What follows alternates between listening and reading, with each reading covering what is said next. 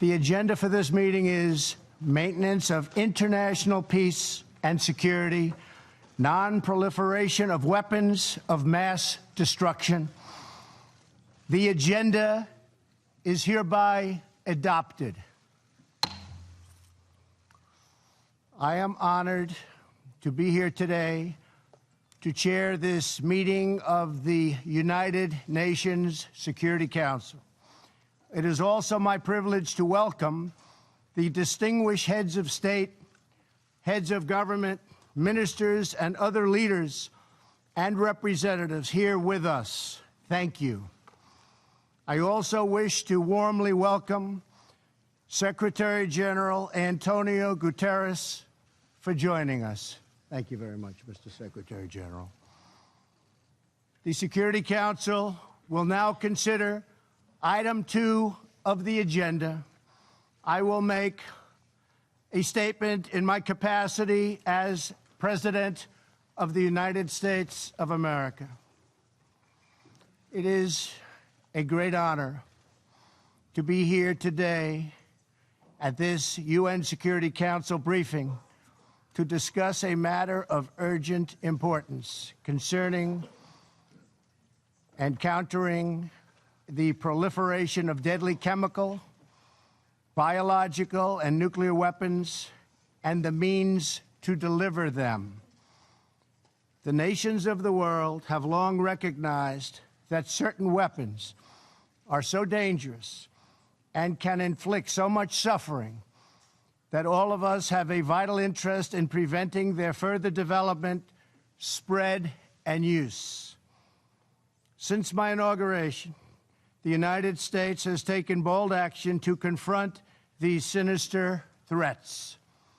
Many of us are rightly focused on the dangers of nuclear weapons, but we must never forget the risk posed by biological and chemical weapons. The United States was one of the first nations to unilaterally renounce the use of biological weapons. And since World War I, we have led international efforts against the scourge of chemical warfare. Most recently in Syria, we have twice imposed severe consequences on the Assad regime for using chemical weapons against innocent civilians. I want to thank Prime Minister May and President Macron for their country's close partnership in those efforts last April. The Syrian regime's butchery is enabled by Russia and Iran. The Iranian regime exports violence, terror, and turmoil. It illicitly procures sensitive items to advance its ballistic missile program and proliferates these missiles all across the Middle East. The regime is the world's leading sponsor of terror and fuels conflict across the region and far beyond. A regime with this track record must never be allowed to possess a nuclear weapon. For this reason, I announced earlier this year that the United States would withdraw from the Iran nuclear deal. This horrible one-sided deal allowed Iran to continue its path towards a bomb and gave the regime a cash lifeline when they needed it the most. They were in big, big trouble. They needed cash. We gave it to them. In the years since the deal was signed, Iran's aggression only increased. The regime used new funds from the deal to support terrorism, build nuclear-capable missiles, and foment chaos. Following America's withdrawal, the United States began reimposing nuclear-related sanctions on Iran. All U.S. nuclear-related sanctions will be in full force by early November. They will be in full force. After that, the United States will pursue additional sanctions, tougher than ever before, to counter the entire range of Iran's malign conduct. Any individual or entity who fails to comply with these sanctions will face severe consequences. I ask all members of the Security Council to work with the United States to ensure the Iranian regime changes its behavior and never acquires a nuclear bomb.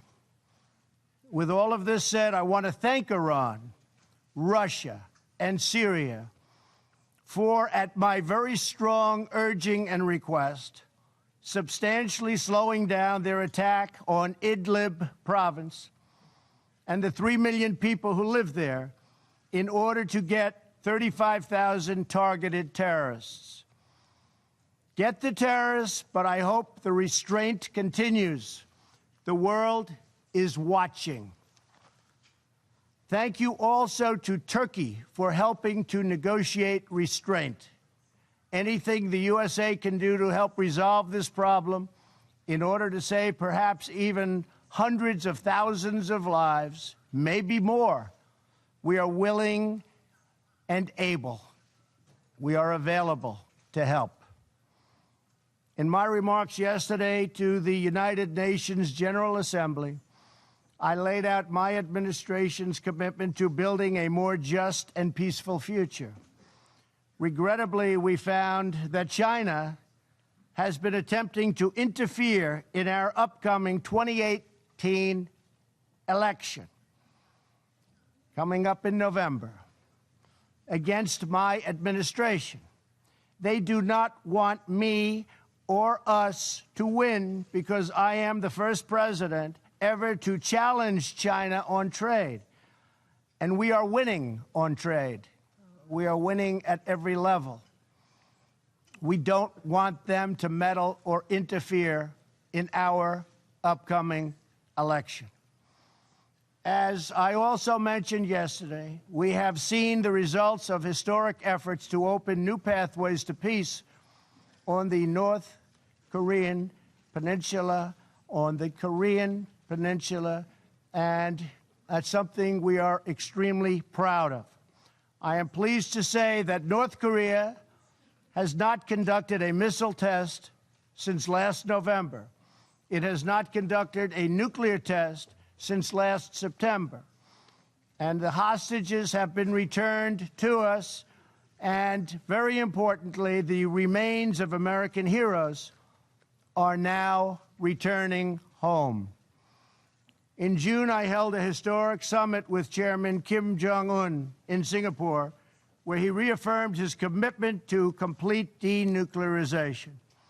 Last week, Chairman Kim reiterated that commitment to President Moon at their third summit and to me in a very strong letter form. I think we will make a deal. But unfortunately, to ensure this progress continues, we must enforce existing UN Security Council resolutions until denuclearization occurs. However, we have detected that some nations are already violating these UN sanctions. This includes illegal ship-to-ship transfers, which must end immediately. The safety of the Korean Peninsula, the region, and the world depends on full compliance with UN Security Council resolutions. Very, very important. But most importantly, I believe that Chairman Kim Jong-un, a man I have gotten to know and like, wants peace and prosperity for North Korea. Many things are happening behind the scenes, away from the media, which nobody knows. But they are happening nevertheless, and they are happening in a very positive way. So I think you will have some very good news coming from North Korea in the coming months and years.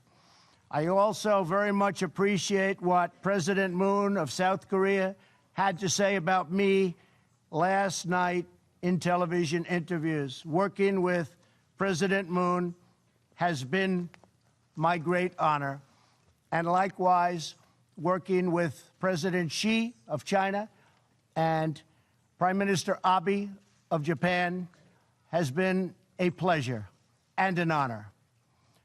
Each of us follows in the footsteps of countless world leaders, diplomats, and public servants who came here to the United Nations with the same noble goal: to build a future worthy of the patriots, true patriots, who sacrificed their lives for our nation and for our future. To be successful, we need a commitment of every nation represented in this chamber. Acting together, we can replace the horrors of war with the blessings of safety and the beautiful promise of peace. Thank you very much. I now resume my function as President of the Security Council and give the floor to the President of France.